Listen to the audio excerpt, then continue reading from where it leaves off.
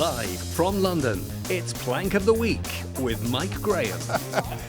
Nobody does. Welcome to Plank of the Week. This is the time on a Friday night when you can be as judgmental as you like, because that's what we're going to do for the next hour. We're going to look at all the stupid things that people have done over the course of the last 7 days, and it is quite a list, as you might expect. And, of course, what we need is a very good panel in which to do it. And tonight, I can tell you, we have got a great panel. We've got talkTV's very own Russell Quirk and Amanda Devlin from The Sun.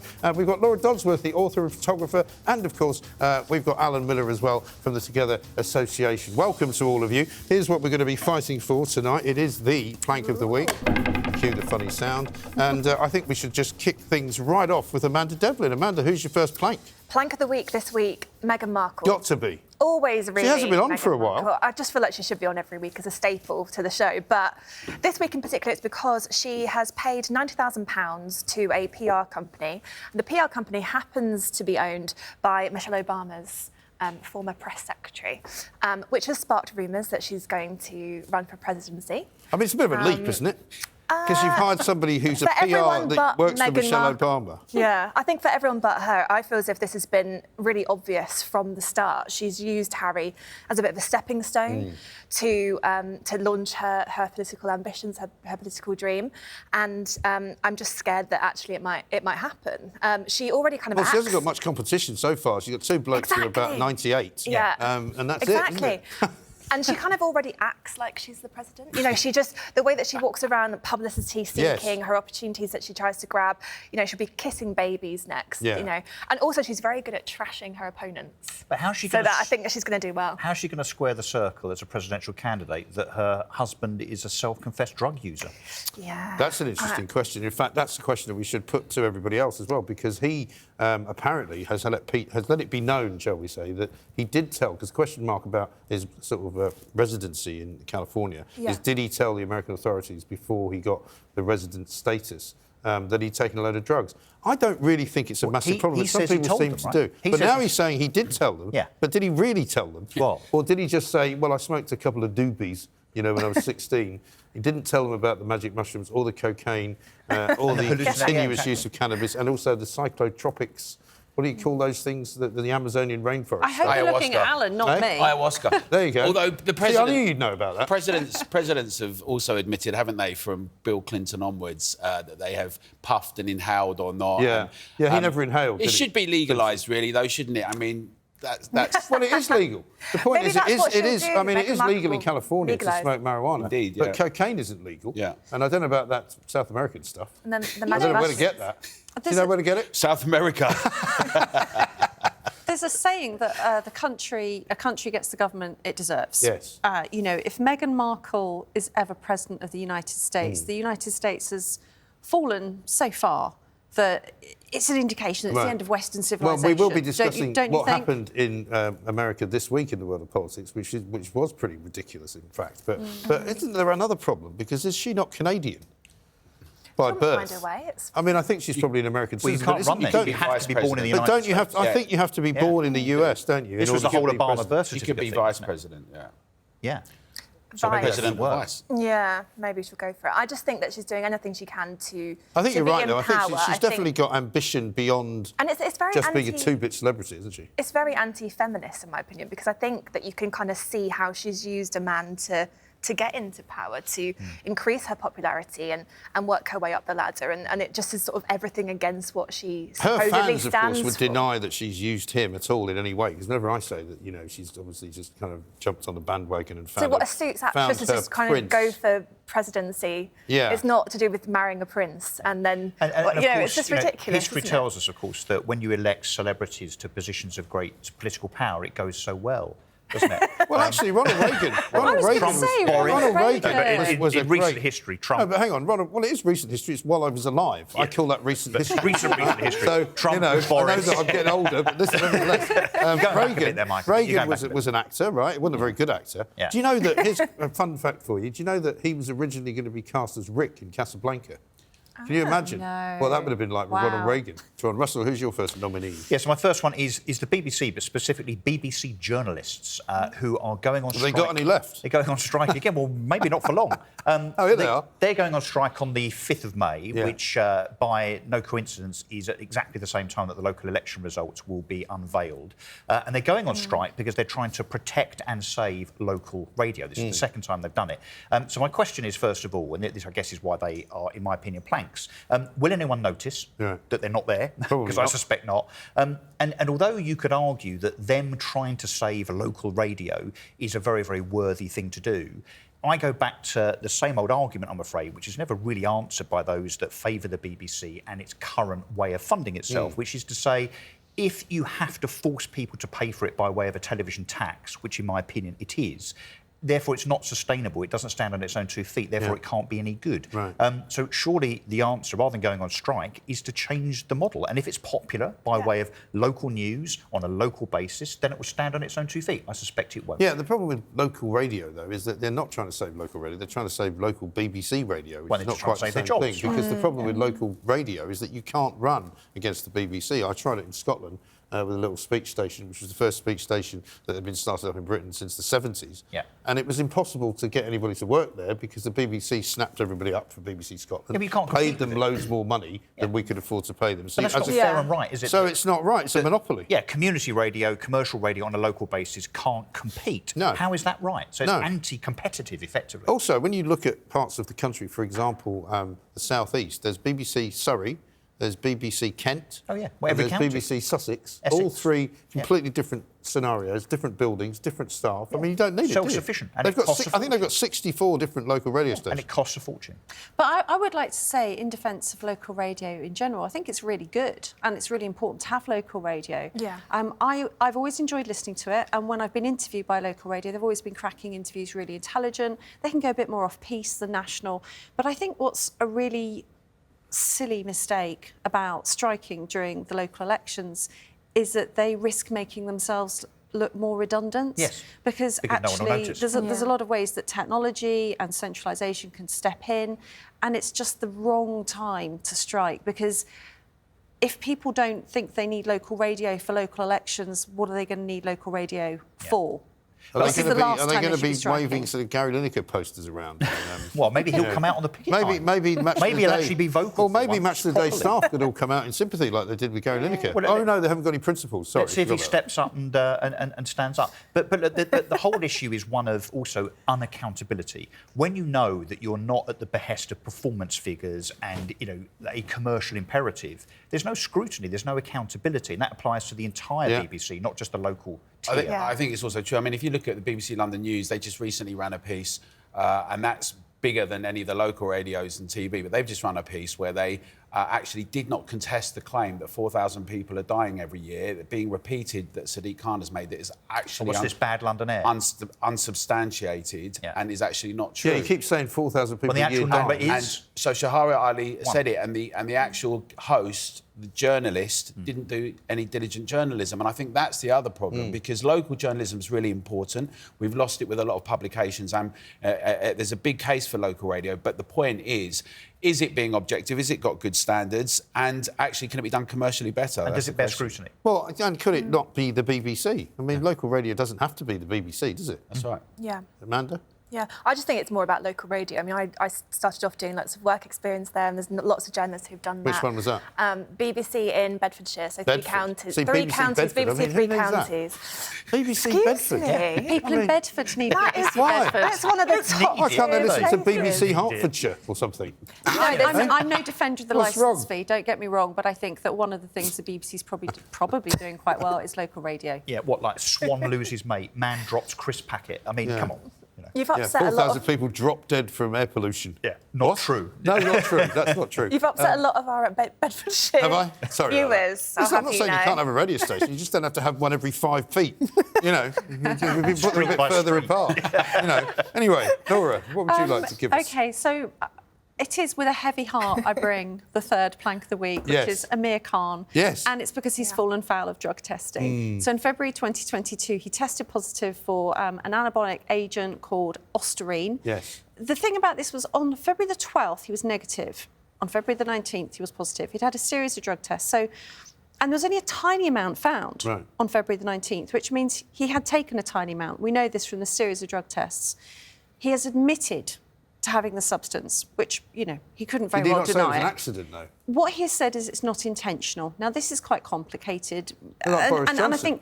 And I think he said that was his defence. No, sorry. I will not have Amir Khan put in the same camp as Boris Johnson. That's really unfair to Amir Khan. What Amir Khan actually has done, which is why I bring him with a heavy heart, is he's shown us actually how you confess to a doping case quite honourably. You know, he's admitted to taking it. And in that case, because there is strict liability in boxing, I think it's absolutely right that he it's a very dangerous sport. He's got a 2-year ban. To dope in, isn't it? Because of the danger to the opponent. If you are ridiculously strong because you've taken something, or ridiculously, able to punch harder because you've taken something, it's really dangerous. Absolutely. Now, what he'd taken wouldn't really have enhanced his performance that much.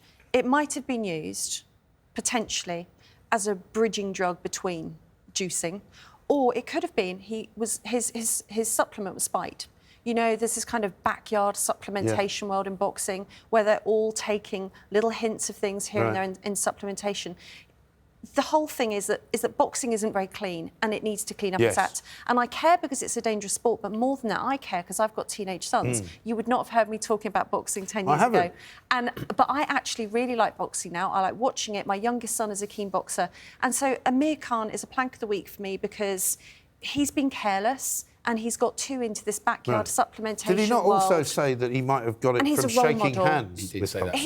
Somebody? No. He did say that, but I think we're being... Apparently so. So be very careful when you shake hands in case you get some of this ostarine on you. Do you not think this... I do have a little... I think what it does. I have a little concern with this, right? Because when you're performing at the kind of levels that you're performing at in sport, there's nothing natural about it. Not your training regime, not your eating regime, not the way you're pushing your body to huge extremes.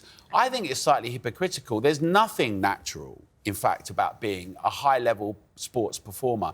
So this question about drugging sometimes I find problematic because I think it's a kind of double standard. I think in many ways we do everything we can from kind of psychological, physical, and at every level, every bit you eat, every scientific monitoring is completely unnatural. And so in that context, I sometimes find this drugging debate a bit... So do you think they should be allowed to take some... Because the thing is, what they all do now, don't they? No, they go right up to the line. Yeah, but there has to be a line, right? I'm going to have to say something about this drug. To be fair, it is not legal for human consumption anywhere in the world. There is no way you should be accidentally ingesting it. No, it is not fit for human consumption. Sure, he may have had it accidentally, but if he did, it probably would have been in a supplement. That's the most likely thing. It's pretty unlikely he got it from shaking someone's hand. The whole sport needs to clean up. But also, the body that's banned him from the sport is also plankish, isn't it? Because they banned him after he's retired. The fight was, over a year ago? He's not and he's never coming back anyway. But he did make £5 million from the fight. It's symbolic. It's symbolic. And I think that is actually important because you have to send a message out to young people about supplementation, Do you think it will change his career now? Do you think he'll be remembered? Should they not fine him as well, though, if they're serious? I just don't think it's the appropriate punishment, is it? I think in the boxing world he'll come out of this quite well because I think he's taken it like a man. You know, you say there's nothing natural about boxing and the whole regime. There's nothing older than men hitting each other for sport, to be honest. That's right. And it is a dangerous sport, and they shouldn't be supplementing. Yeah, but if he's not, if there's nothing older about it, but if you look at every athlete, as well as every artist in each generation, they've gone beyond what we've done before in every respect. And if you look at, and this is applied to MMA or to boxing or people like Ross Edgley who swam around Britain. If you look at everything, all the different supplements we've taken, they're all different things that we've taken. And I'm saying that sometimes these debates are slightly hypocritical, particularly, as you say, if he's taking it without necessarily knowing it. It just seems a bit bizarre to me. But I mean, I think the bottom line is, though, if you're going to punish somebody and send a message,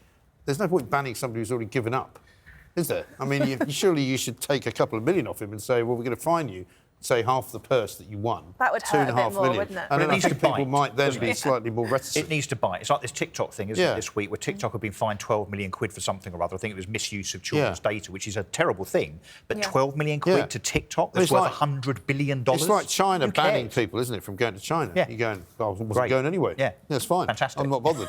You know. Anyway, what's next? Alan, you've got one. Yes, indeed. So my plank of the week is Diane Abbott. She hasn't been on for a while. Because Diane Abbott has said that it's a racist myth that Suella Braverman has said that there has been a PC culture that has avoided naming Pakistani men, mainly Muslim, for the grooming gangs, and that the police are going to come down hard on this. And I think it's really problematic that she said this, because in many ways it's the opposite of racism of what they've done. Because actually, as Martin Luther King said, you should be judged on your character and your acts and deeds, not on pigmentation or anything like that. And the outright refusal to actually call it what it was in Rotherham and Oldham and Telford and up and down the country, with a legacy of mainly white, young, working-class girls who were attacked, with a whole lot of shame. And actually, Yvette Cooper, who came out yesterday and started saying things as well from the Labour Party, like there should be no way of not actually addressing who it was. Completely hypocritical. What we've seen is Labour councils and organisations, and across the board, people stepped away from it, Great Manchester Police and others, because they were scared of being called racist. Yeah. What we now need to do is say, let's dispense with that and actually call things what they are and deal with them honestly and openly. Yeah, and we've got a clip of Diane Abbott, I think, talking about police numbers as well. Let's have a look at that. We would find the money to recruit the 10,000 police people by we would find the money because we'd look at capital gains tax. The Tories have cut capital gains tax and we want to restore it. And that would give us, I think, 170... Sorry. We would find the money. Yeah. She's going to find the money. That never gets old, does it? It doesn't. That never gets old. She's definitely going to find the money. She doesn't know how much money. Not sure what she's going to do with the money when she does. That sounds like me after Prosecco trying to... Yeah, I know this, right? I've listened. I know. I've got the number in my head, but I can't quite work out what it is. Yeah, dreadful, absolutely dreadful. But I mean, you've got to wonder about the Labour Party, because you're quite right. I mean, during that whole period, you know, we've got Labour MPs saying they were told not to talk about it. We've got, you know, orders coming supposedly down from as high up as Gordon Brown not to go near it because it was, you know, culturally sensitive and all of that. Well, and the lazy defence over the last few days, of course, has been that, well, the majority of such sexual offences are committed by white men. Well, that's a very disingenuous argument on the basis that actually when you drill down into the data, and I know data can be very inconvenient for certain people, but there is a much higher propensity for Pakistani men in certain communities to commit and be convicted of such crimes. It's just a fact. Well, the reason that there's more offences committed by white men is that there are more white men, of course, 80%. by proportion in the country. Yeah. But it's a question of proportionality and per capita data within each of those communities. Yeah, exactly right. But, I mean, you know, it's one of those big stories this week that's been swamping the Plank of the Week studio, because there's so many great stories and so many great scandals. It's hard to get them all in. Some people have said we need a 2-hour show. I'm not sure if we could do that. Campaign for that. Should we campaign for a 2-hour show? Could we? Well, coming up, I'll tell you what, we're going to be going over to the other side of the Atlantic, because there was some stuff going on in New York this week, which I would have to say definitely qualifies for plankery. Also, we're going to talk about Labour. We're going to talk about penises as well, would you believe? This is, of course, Plank of the Week.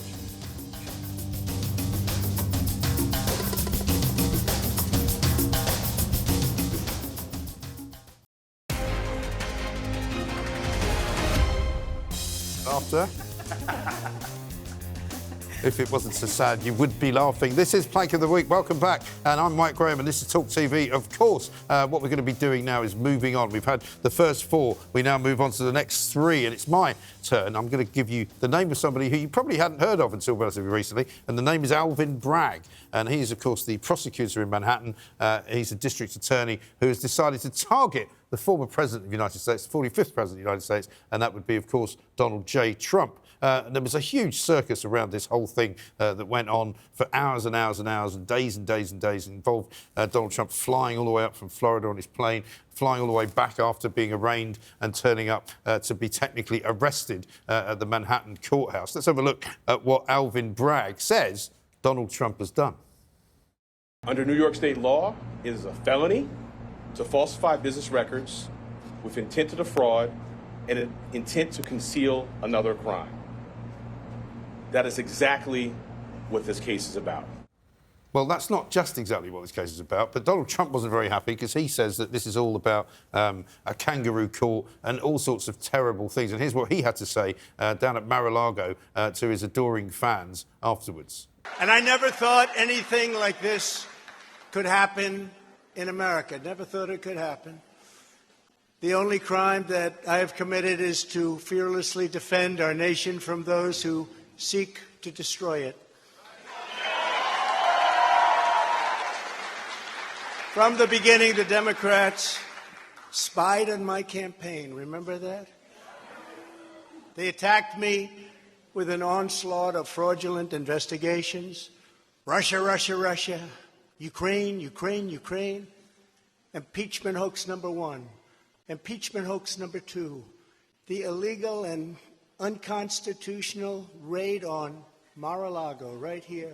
So what we seem to have here is a political appointee who is the state attorney, or the Manhattan district attorney, Alvin Bragg, who, while he campaigned to be the district attorney, actually said one of his aims was to bring down Donald Trump. Yep. They've been spending the last 2 years looking for something to get him on. And that little speech he made there about this other crime, he hasn't revealed what the other crime is, but he's got this whole litany of accusations of things that Trump is supposed to have done, most of which are formally known as misdemeanors, which in American law means that they're not really very serious.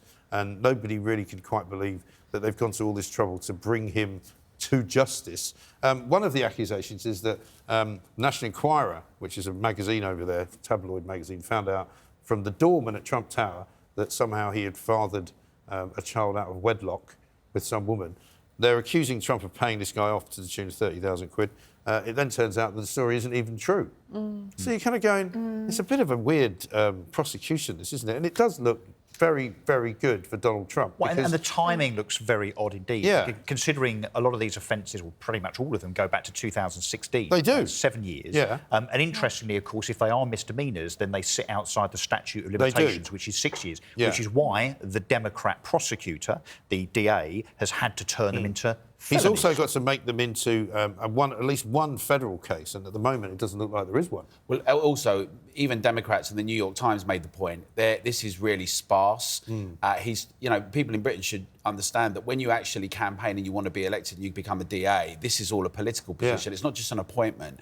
And it's very political. It actually, interestingly though, these were rules that were brought in about the mob, and because there is an issue about how, when you've done your business tax returns, I know it sounds trivial. It was how Al Capone was exactly. Yeah. And actually, it was Giuliani that came and cleaned everything up. So there's an irony to all of this. But I think the bigger question is, and others have made the point, that America's beginning to look like one of those countries in the developing world, right, where you have previous incumbents that are then put on trial because you don't like what they've said. Right. And it's a precedent that's really problematic. And the other thing is what people like the district attorney fail to understand, and the New York State fails to understand, actually New York City, is that there's a whole load of people around America that get galvanised by this, and even people that don't necessarily like Donald Trump just see this for what it is. They do. And it's very dishonest. And actually win the argument, beat the argument politically, but don't well, the do thing this. is, he's now collected more money in the past week than you think he's collected in the previous Well, he's overtaken 2 months. DeSantis in the polls. Yeah, in the last he's got a 24, 20% lead now on DeSantis. The T-shirts are already out there with a fake mugshot of Trump. Not guilty.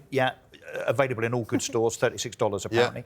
So look, this will buoy Trump. It will. This will probably catapult him to the nomination for sure, over and above DeSantis. If the Democrats have done this as some kind of means of skewering Trump politically, it's really shocking. Well, there is interestingly a theory though as well. I don't know what you think about this, Laura, but the theory is that they actually want to run against Trump because they don't think Trump will win.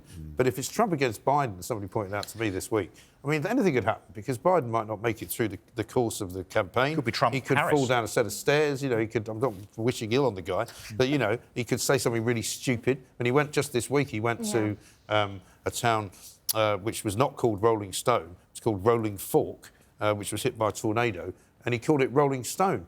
And then he corrected himself, and then he said, I don't know what I'm saying. And it's probably why he's not coming to the coronation as well, because they're worried about what he's going to do. Well, he's coming to Northern Ireland and Belfast and Dublin, though, but he's not coming to the coronation. He probably doesn't even know it's happening. I mean, who knows? He's like the American Diane Abbott, isn't he? He sort of is.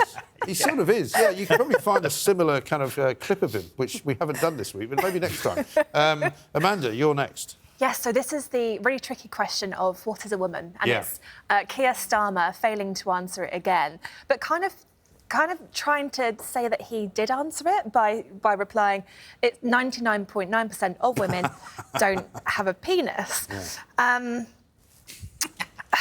You know, that difficult. yeah, I just think... Does it? It makes no sense. And then the craziest part is that he thinks that it does, and he thinks that that is going to help his run for the election next year, because he's kind of answering that question. He's going to keep a certain part of society happy with that answer, which I just think is just really, really silly on his behalf. I think it's about the sort of more general picture. He is someone who sort of promises everything and nothing at the same time. We still don't really know what he stands for. Well, but by coming off the fence, he's now made it worse. He has. Absolutely. And only he could do that. Only he could do that. And only Let me he could explain be... something to you and you go, sorry? But he hasn't even come off the fence, because if he wanted to come off the fence, he'd either give a biological definition, which is 100%. Yes. Or he'd say, you know what? Anyone who says they're a woman's a woman. I'm on this side or I'm on that side. He's still slithering about on the top of the fence, getting splinters everywhere, and he just keeps doing it. If you can't answer that question honestly, you are mad, bad or dangerous. Yeah. And I don't think Labour understand how much they've alienated most people, most ordinary people, especially women, on this issue. How can you not learn from I could never Nicola vote for a Sturgeon? party that won't say what a woman Well, I is. think this was his attempt at learning from Nicola Sturgeon. How did he manage to mess that He has up? to go back to school, doesn't he? He does. Learn what a woman is and learn how to answer a question and learn how to not copy the idiot sitting next to him. Yeah. But we've seen this penetrate, unfortunately, our institutions and the Alan. Very Oh, Alan. civil service, Very unfortunate. civil service, cultural institutions. I'm going to keep the tone high, not low. And we've seen that, and the culture wars have riven it. But you see, what happens is that when it gets brought to the public, when they start being engaged in these discussions, rather than it being a behind-the-scenes capturing of the civil service or institutions, as some who've got these agendas in the culture wars have tried to do without doing it democratically and winning over hearts and minds, then what happens is the public reacts to it, and that's a healthy thing that's happening now. So what we've seen in the last year, particularly because of some very brave women who've come out and put themselves on the line, some have been cancelled, others have come out to support them, who are getting attacked in some places by men telling them that they can't be here. I mean, never seen anything like it, right? It's bizarre. And but it looks so I like think Rishi Sunak. But it looks like Rishi Sunak's going to change that, doesn't it? Because he said this week that he's going to probably make it impossible for women who are not biological women to go into women's spaces. So And that's starting to show the difference enough. between the Tories and Labour now, because that's what's picking up, where we can actually see someone is talking common sense, more the common sense party. Well, and to put it in perspective, what Keir Starmer's saying is that there's basically a city the size of Bradford, 500,000 people that's full of women. No, somebody else has done the maths on this, and I was told the number is about 33,000. So it's enough to fill Stamford Bridge. I think, did you say 99% or 99.9? Also, Keir 99.9. Starmer doesn't know what he's 99.9. talking about, because somebody can identify as a woman and have a penis or not have a penis if you go the whole way with this trans ideology. Most people haven't actually had the gender confirmation surgery. I mean, if you believe in self-ID, anyone who says they're a woman is a woman, and that's that side of the fence.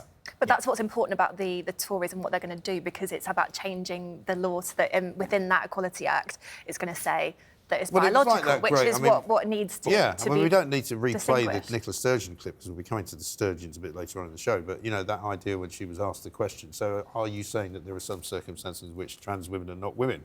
No, I'm not saying that. Well, but you're saying they can't go into a women's prison. Well, in a prison scenario, they can't be women. So that was it, because they don't actually believe in what they're end. saying. They don't actually believe in what they're saying, so they're just trying to please, and it's being sat on the fence again, and that's what's tripping them up, and they're actually ending up. It's kind of depressing that we've ended up in this kind of ridiculous cul-de-sac of madness. Well, it's not just depressing, it is, but it's also the case that it's problematic in the workplace and in the academy, ongoing still now. And there's a chilling effect where people are not allowed to say things, or they'd be uninvited still now. And that's why it's really important, actually, to get the public engaged and insisting on free speech, to thrash these things out and then let the public decide. I mean, to be frank, we saw what happened with Labour with the Red Bull before. If he's going to carry on like that, the proof will be in the pudding. Yeah, absolutely right. Well, I mean, loads of people came out this week at a YouGov poll and said they didn't think he's got any vision.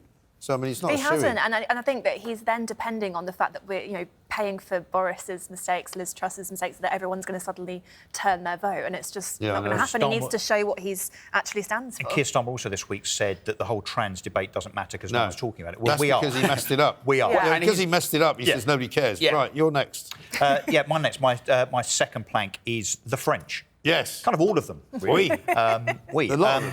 The entire country. In particular, the French border force, on the basis that despite the fact that Brexit is being blamed for the fact that there are currently hundreds and thousands of British holidaymakers sitting at Dover trying to get through on ferries and so on to Calais, this is clearly, in my view, a question of French spite. And the reason it's French spite is because we all know how the EU and their underlings, France, Germany, Belgium and so on, feel about the fact that us Britons voted democratically to come out of the EU. They are now trying to make us pay for it. Although I have to say, despite the fact that a lot of people are saying that this is a Brexit issue, and it's all because of Brexit, it's not. It's basically because there's 2 French passport control guys that have to now stamp your passport, rather than the 700 million that we sent to France already, perhaps going on some more passport control officers. I think you may be on something here. I think what we should do is hire these people to run our border control, because obviously if you landed on a Dover beach in a dinghy... reverse it. Yeah, and if you had to wait 15 hours to get into the country, you wouldn't bother coming. And to have your passport stamped. I'll tell you what, don't bother going there. Exactly. Because, you know, and have your it takes passport ages to get seen. Because none of them have got passports. Sitting outside in the cold, it's raining and everything else. When are we going to get through? So I think it's bloody-mindedness. I think it's spite. It's got nothing to do with Brexit per se. It's the French. And let's be honest as well. We've all seen stories in the press before Brexit of the bloody-mindedness of the French and the queues of lorries, coaches, cars and so on trying to get into France. I think, actually, that as British holidaymakers, we should boycott France. I think we should. Go. Don't go. Can I say something in defence of the French? No. Please. No, you can't. Go on. I can't argue with those points, but the French have been in the news for other reasons this week. You know, like the streets being on fire. No, come on. They're protesting, and they say it's not a war-torn country. It kind of is. The French get very exercised about things. Can't deny it. But they are at the other end of what is probably the most brutalised policing we ever see in Western Europe. And I've got a lot of respect for the French. You know, they don't take things lying down. They are arguing Except back at Macron, which, you know, you've got to... But they've had all those riots, right? And nothing's changed, and they've stopped rioting. So I think they just like rioting. They also had several years of the Gilets jaunes, where Macron basically demonstrated that you've got basically vigilante police almost. You've got this kind of militarised police force that were brutalising citizens. Then during lockdowns, the same thing. And I think that with the great French public, that liberté, égalité and fraternité, we have a lot in common. And actually, the spirit of the demos and the democratic spirit of Brexit chimes with a lot of people in France. Just so happens that Macron and the leaders there just as long as you don't go there on a ferry, you'll be all right. And also cheese and wine. Come on, vive la France! Vive la France! We've got good cheese and wine. Anyway, never mind all that. Never mind all this love for the French. I'm not having any of that from over there. You know, what next? For heaven's sake. Right, coming up, we're going to talk about a judge who doesn't seem to know what he should do with a serious criminal, or she, I should say. And also, we're going to talk about a member of the royal family. This is Plank of the Week.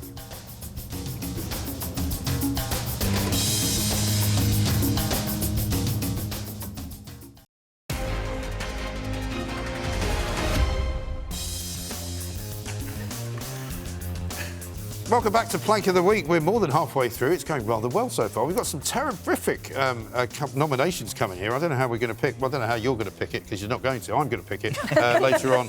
Laura Dodsworth, it's up to you now, with a judge up in Scotland, no less. My Plank of the Week is Judge Lord Lake for an extraordinarily abhorrent judgment. He has failed to give a rapist a custodial sentence.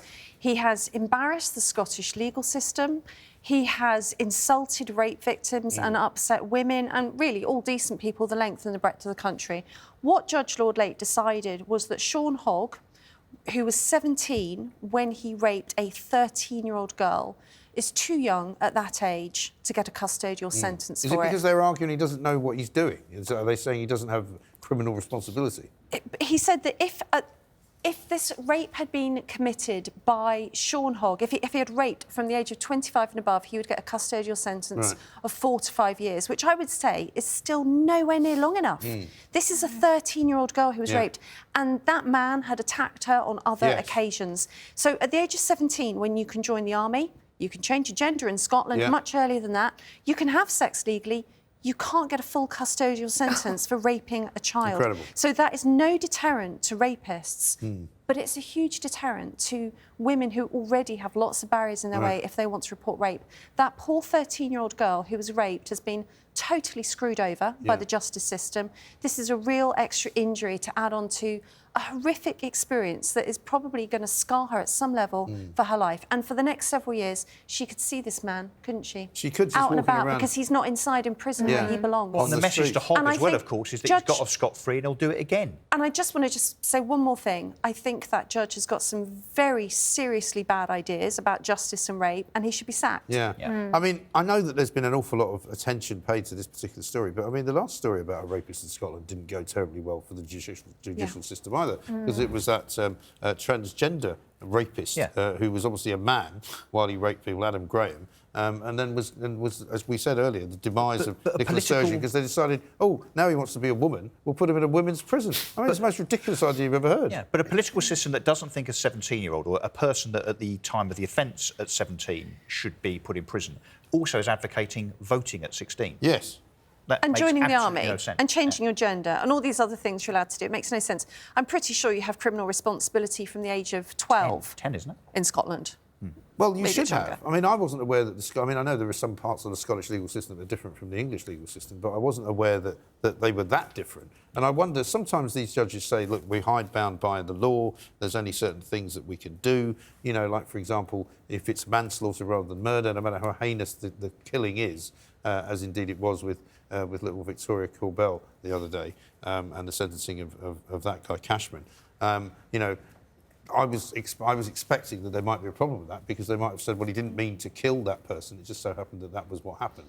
And sometimes judges are hidebound, but I don't think in this case that works, does it? No, I don't think so. And actually, I said this is no deterrent to rapists, but it's worse than that. It's almost like a get-out-of-jail-free card. Yeah. Oh, you're under 25. Oh, OK, have the first one for free on the I mean, I've never heard of this happening on the before. Scottish justice legal system. It is extraordinary. Yeah. It's Well, extraordinary. I suppose you might expect the SNP to try and get a judicial review, but they're a bit busy at the moment. Doing some other things. There's a lot going on in Scotland. There is a lot going on in Scotland, and we'll get to that in a minute as well. Alan, your final nominee. Yes, so my nominee this week is Prince William for bringing over Jacinda Ardern and inviting her to become a trustee of his Earthshot project, which is there to remind ourselves to save the planet, which may seem like a noble cause, and it's fine if he wants to pursue that, but we should remember that Jacinda Ardern, which he talks lovingly as being someone who's inspired him and has been really remarkable, actually terrorised her citizens, had a zero COVID approach, actually, I would say, is very misanthropic. This was in New Zealand, In New Zealand, as she was running it there, actually wanted to separate people and stigmatise them for not choosing a certain medical procedure. Told them not to talk to each other. Exactly. And we saw their police force militarising, brutalising citizens. And so now to have a situation where Prince William is kind of promoting her as a trustee, as well as now we're seeing really what this is, isn't it? It's often people that are flying around on big jets, telling little people like us, the great unwashed, why we shouldn't be flying, why we shouldn't be going in cars, doing all these things. And I just think, really, it's wrapped up. It's terrible. In some ways, it reflects beautifully what it is, but it's a problem, and I think it's really, really insulting to everyone. Yeah, also, I thought she had nothing left in the tank. That was what she exactly. said. Nothing left in the tank. After she said, don't talk to your neighbours. I'm delighted to say, though, the person who succeeded her is a bloke by the name of Chris Hipkins. And to your point earlier about Keir Starmer and not knowing what a woman is, here's what he said this week when somebody asked him if he could define a woman. How do you and how does this government define a woman?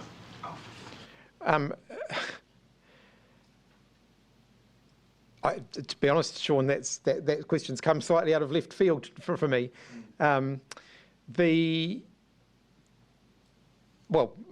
Biology, sex, gender.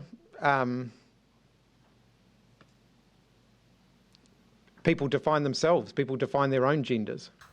People define their own genders. Well, this is the problem, though. This is the problem. They are wanting to go off a script. I mean, I interviewed Keir Starmer recently, and it was just robotic. It's just because they just don't want to upset. Well, he wasn't expecting that question. I wasn't expecting to be asked that. Well, so give can we add him in as hours. another plank, as an honorary for... Well, we almost did, but I mean, we had so many this week that we had to sort of just like shoehorn him in with his clip. You know those horrible, terrible kidnap things where people are held there and they have to say certain things it's like that. It's like they're so scared of saying something that is going to get them cancelled, they think, or whatever. They're terrified, rather than just stating what they think. And actually, people should state what they think and argue it, right? We need more of that. So if you really believe that you can tell, you can say, I'm a handbag, and therefore I am. Argue the case, try and win the public over to it, and, you know, but don't be disingenuous. This whole thing, right, is so dishonest.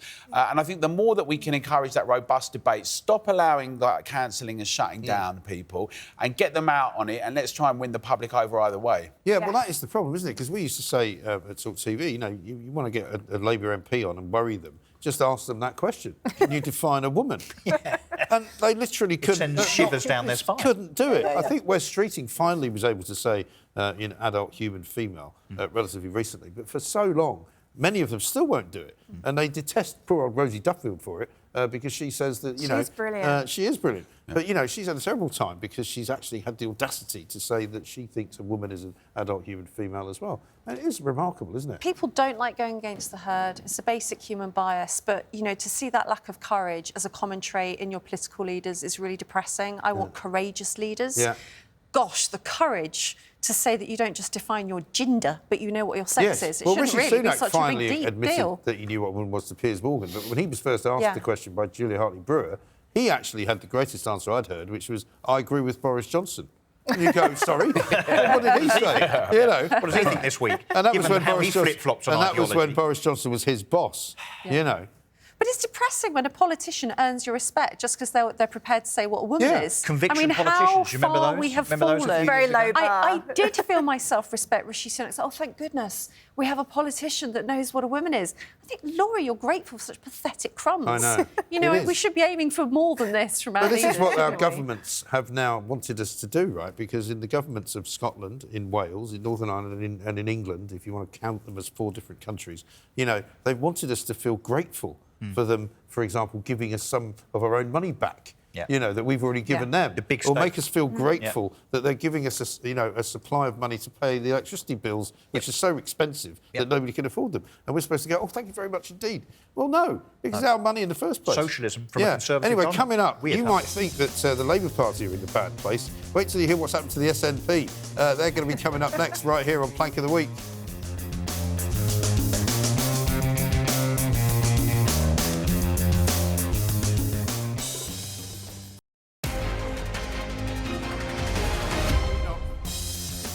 Here we are. Welcome back to Plank of the Week, the final furlong. Here we are, about to decide who is going to win Plank of the Week. But before we do that, it's time for me to give you my second nomination. And it will not surprise you today because we haven't mentioned them much yet. And it is actually the Scottish National Party. Yes. They've had quite a torrid time of it lately. There's a picture of Peter Murrell and Nicola Sturgeon, the happy couple that used to run the SNP. She, of course, used to be the First Minister of Scotland. He was the Chief Executive Officer of the SNP, and they were sort of seen as the power couple of Scotland for a very, very long time. It all started to fall apart, though, a few weeks ago when Nicola Sturgeon suddenly announced that she was resigning, which came as a bit of a shock to a lot of people because only a few weeks earlier, well, I think 2 weeks earlier, she'd said, unlike Jacinda Ardern, she had plenty left in the tank. And she was going to hang around for quite a long time. And she suddenly decided to resign. Well, what then followed was a leadership contest. And I'm sorry to run you through what happened, but this is quite remarkable for a party that has become the sort of sole and one-party system in Scotland and has literally run it for years and years and years. I think they've won 12 elections in a row or something like that. She suddenly resigns. They suddenly have a quite bitterly fought leadership contest. Humza Yousaf wins it. After being accused of not being able to run the NHS or indeed being able to run the trains on time and all the rest of it. Check. Meanwhile, in the middle of all that, somebody asked how many members have we got and who's going to be voting in this contest, and they said, oh, it's about the same as we've always had, 120,000, something like that, and it turned out that wasn't true. So first, Murray Foote, who's a guy that I know quite well, used to be an editor of Daily Record, he was their sort of communications chief. He resigned on the basis that he'd been forced to tell people stuff that wasn't true. And then next thing you know, Peter Murrell resigned as the chief executive of the SNP. And at the time, here's what Nicola Sturgeon said. He had intended to step down when there was a new leader, but I think he's right to make that announcement today.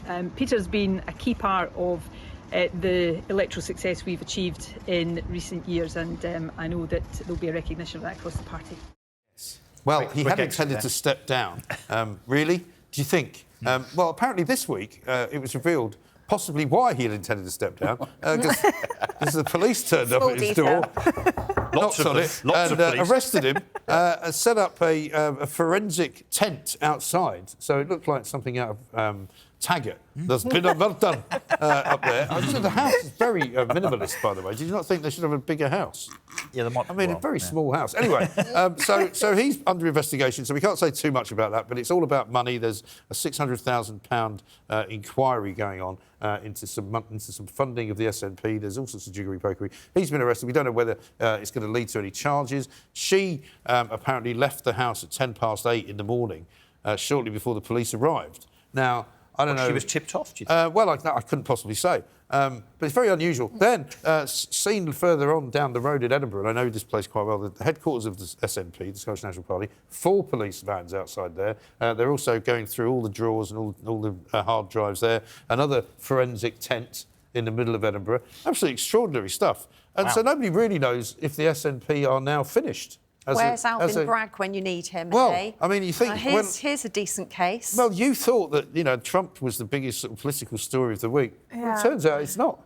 Yeah. It's the SNP. I wonder what Boris is thinking about it. Because the amount of things that... Yeah, very critical of Boris, of course, in terms of the implosion of his prime ministership and his government. Yeah. I mean, wow. I mean, she's kind of gone right back at him, hasn't she? I think it shows as well the nature of the political class and the elite that we've got generally at the moment. I think that whatever's happened... Firstly, it's demonstrable that they actually lost a lot of support because of their positions on some of these cultural war issues. And actually, even though it's tightly won, he's just won it, Hamza Yusuf, you've still got a continuation of that situation.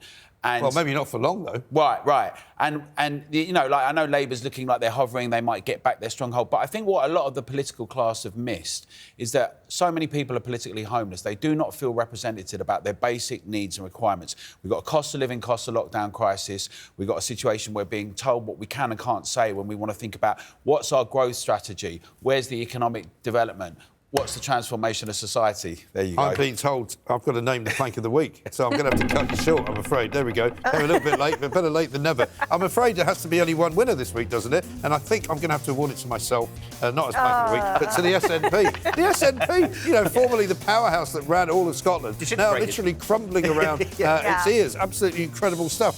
So there's the plank of the week for them. I'll do that again. Well done to everybody. Russell, Amanda, thank you very much indeed. Alan, Laura, thanks very much indeed to all of you. We are, of course, back next Friday at 7 p.m. Coming up next, it's Friday Night with Nadine.